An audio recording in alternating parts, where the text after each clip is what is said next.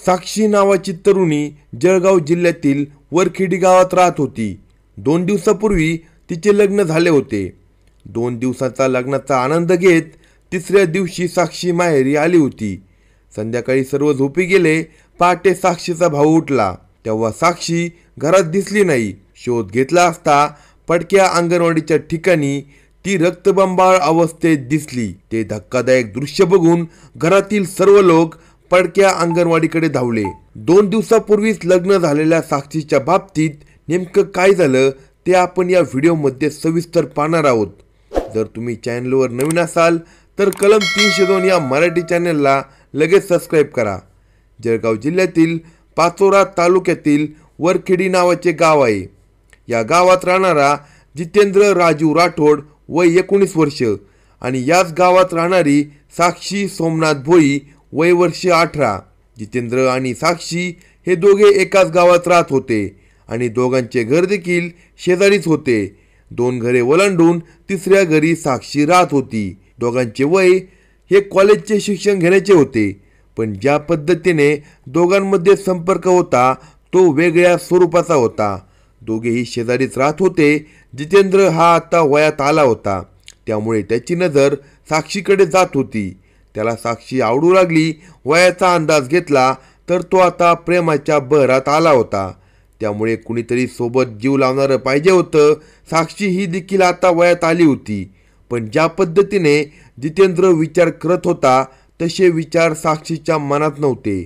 शेजारी जितेंद्र राहतो, त्यामुळे दोघांचे बोलणे चालू होते। या बोलण्यातून आणि दोघांच्या भेटीतून दोघांना एकमेकांवर प्रेम जडले। जितेंद्र हा साक्षीवर प्रेम करू लागला। दोघांना भेटीतून कधी प्रेम झाले हे दोघांनाही कळले नाही। साक्षी ही देखील जितेंद्रच्या प्रेमात पडू लागली होती। घरातील परिस्थिती आणि आईवडिलांचा कसलाच विचार न करता दोघांनी प्रेम बंधनात अडकण्याचा निर्णय घेतला। ग्रामीण भाग असल्यामुळे काही जरी विषय झाला तर तो गावभर पसरतो, त्यामुळे साक्षी आणि जितेंद्र या गावाच्या रस्त्याच्या कडेला पडक्या अंगणवाडीत भेटू लागले। दोघांच्या भेटीचे ते एकमेव ठिकाण झाले होते, कारण त्या ठिकाणी आजूबाजूचे त्यांना कुणी पाहू शकत नव्हते, त्यामुळे पडकी अंगणवाडी त्यांना भेटण्याची जागा होती। दोघांच्या प्रेमात कोणाचाही अडथळा नव्हता। जितेंद्रच्या घरात आई वडील आणि 3 बहिणी असा परिवार होता, तर साक्षीच्या घरात आई वडील भाऊ असे कुटुंब होते। दोघांच्या प्रेमाचा बहर येत असताना घरातील मंडळींना या दोघांच्या प्रेमाचा अंदाज आला, त्यामुळे दोन्ही कुटुंबातील लोकांनी एकमेकांना समजावून सांगितले। तरी साक्षी ही जितेंद्र याला भेटते, कुटुंबाची बदनामी होईल, त्यामुळे साक्षीच्या वडिलांनी साक्षीसाठी मुलगा शोधायला सुरुवात केली। घरातील लोक लग्न करण्यासाठी मुलगा पाहत आहे हे जेव्हा साक्षीला कळले तेव्हा तिने सारा प्रकार जितेंद्र याला सांगितला। त्यामुळे जितेंद्र आणि साक्षीने लग्न करण्याचा विचार केला, परंतु दोघांच्या लग्नासाठी साक्षीच्या घरच्या लोकांचा विरोध होता। त्यामुळे साक्षीच्या घरच्यांनी ताबडतोब मुलगा पाहिजे। मुलगा जरी पहिला असला तरी साक्षीच्या मनात लग्नासाठी विरोध होता। साक्षीचा जितेंद्र याच्यावर खूप जीव होता, त्यामुळे लग्न करायचे तर जितेंद्र याच्याबरोबरच करणार असे साक्षी बोलत होती। साक्षीच्या घरच्यांनी मात्र मुलगा पाहणे चालूच ठेवले होते।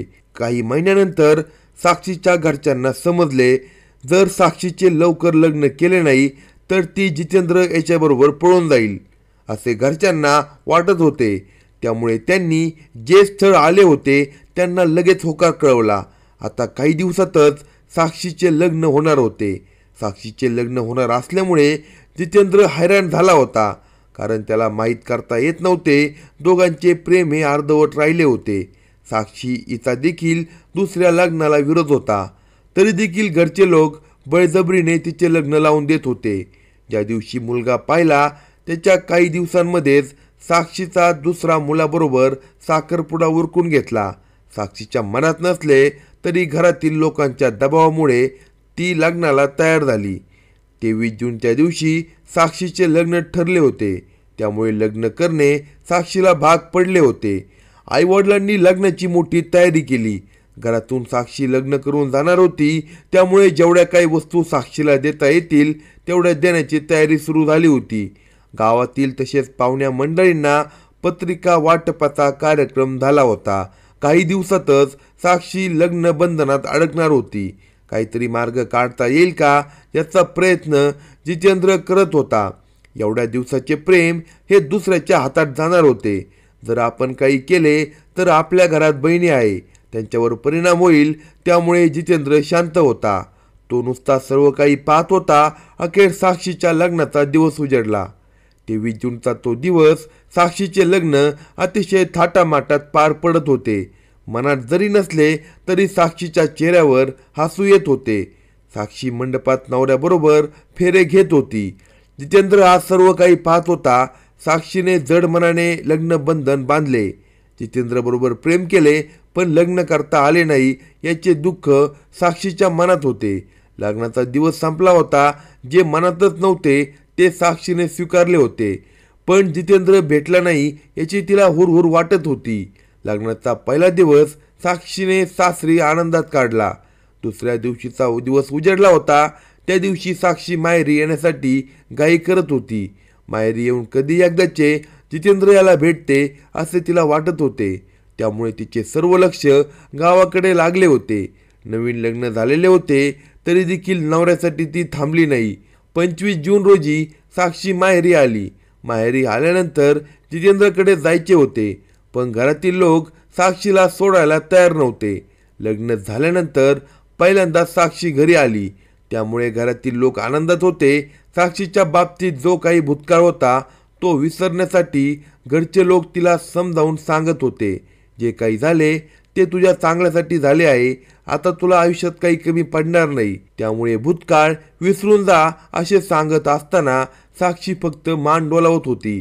कारण तिच्या मनात जितेंद्र याच्याबद्दल प्रेम कमी झाले नव्हते. साक्षी माहेरी येऊन 2 दिवसांचा कालावधी झाला होता. जितेंद्र आणि साक्षी यांची या 2 दिवसात भेट झाली. ते काय झाले, आता काय करायचे असा दोघांचा विचार झाला. मला नवीन लग्न मान्यच नाही असे साक्षी जितेंद्र याला बोलत होती. तू माझ्याबरोबर नाही तर मी पण जाणार नाही असे बोलत असताना जितेंद्र आणि साक्षीने रात्रीच्या सुमारास पाठीमागे असलेल्या पडक्या अंगणवाडीत भेटायचे ठरवले. 26 जूनच्या रात्री साक्षीने घरातील सर्वांबरोबर गप्पा मारल्या, जेवण केले आणि ते सर्व झोपी गेले. पहाटे 3 वाजण्याच्या सुमारास साक्षीच्या भावाला जाग आली. भावाला जाग आल्यानंतर घरात त्यांना साक्षी दिसली नाही. घरातील लोकांच्या मनात जी भीती होती त्याचा संशय त्यांना येऊ लागला. साक्षी घरात कुठे दिसत नाही म्हणजे ती जितेंद्र याच्याबरोबर पळून गेली असावी असा अंदाज काढण्यात आला. सकाळ झाल्यानंतर घरातील सर्व लोक शोध घेत होते पण साक्षी त्यांना कुठेच दिसून आली नाही. त्यानंतर जितेंद्र याचा शोध घेतला. त्यावेळी जितेंद्र पण घरी आढळून आला नाही. त्यामुळे आता दोघांच्याही घरच्यांना पक्की खात्री पटली की दोघेही पळून गेले. पण साक्षीच्या भावाचे घराच्या पाठीमागे असलेल्या पडक्या अंगणवाडीकडे लक्ष गेले कारण ते दोघे त्याच ठिकाणी भेटत होते. साक्षीचा भाऊ अंगणवाडीच्या दिशेने गेला त्यावेळी समोर धक्कादायक चित्र दिसले. समोरचे चित्र पाहून साक्षीच्या भावाने मोठ्याने रडायला सुरुवात केली. अंगणवाडीकडून रडण्याचा आवाज ऐकून सर्वच लोक तिकडे धावले. त्यावेळी साक्षी आणि जितेंद्र हे दोघे सर्वांना सोडून निघून गेले होते. ज्या पद्धतीने दोघांनी प्रेम केले होते त्यामुळे शेवटच्या घटकापर्यंत दोघे बरोबर राहिले. घरच्या लोकांच्या विरोधामुळे साक्षीचे लग्न झाले होते. बळजबरीने झालेले लग्न साक्षीला मान्य नव्हते. अखेर तिने जितेंद्र याच्याबरोबर शेवट केला. पाचारू पोलिसांना घटनेची माहिती झाली त्यावेळी त्यांनी घटनास्थळी येऊन पंचनामा केला. अशाच नवनवीन क्राईम स्टोरी ऐकण्यासाठी कलम 302 या मराठी चॅनलला सबस्क्राईब करा आणि आपल्या प्रतिक्रिया कमेंट बॉक्समध्ये कळवा.